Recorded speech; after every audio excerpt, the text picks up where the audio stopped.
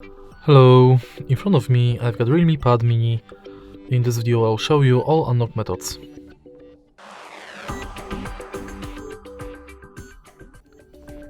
In the beginning, let's go to settings and enter security.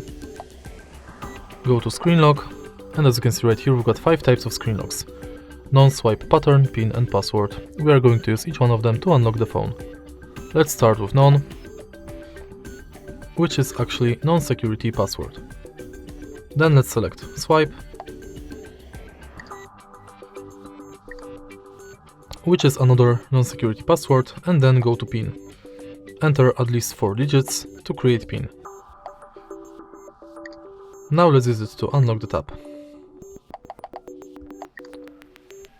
Next, let's select password, and to create password, add at least 4 characters.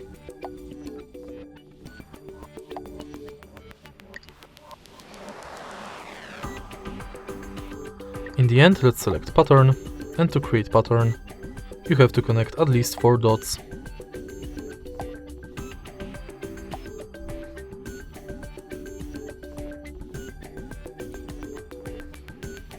Now, let's go to face unlock,